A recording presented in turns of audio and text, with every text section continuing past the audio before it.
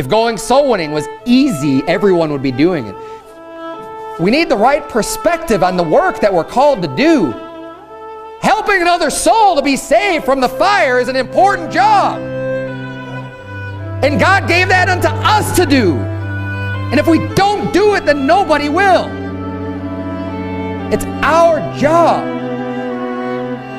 And what an honor to be used in such a mighty way to have such influence and impact on people's lives.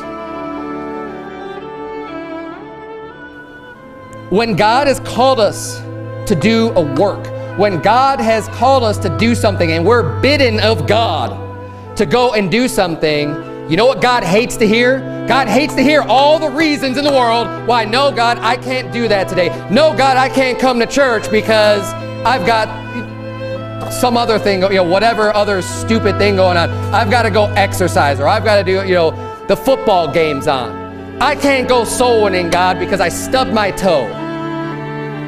Lame excuses. God hates excuses. Don't let that slip by you. That word hate is very important in this sermon. Salt is good, but if the salt have lost its savor, wherewith shall it be seasoned? It is neither fit for the land, nor yet for the dunghill, but men cast it out. He that hath ears to hear, let him hear.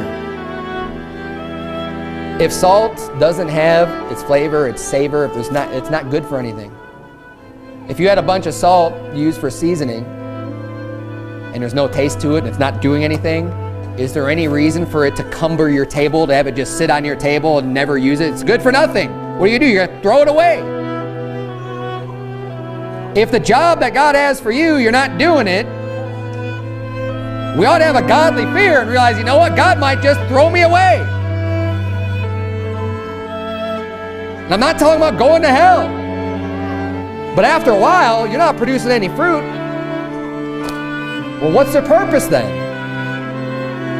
If all you're going to do is just be an excuse tree, and that's all you produce is excuses, God's going to get sick of it after a while. He's not going to want to hear that anymore. Let's lose the excuse mentality. Our life is short. It's like a vapor. It's going to be gone before you know it, and I know.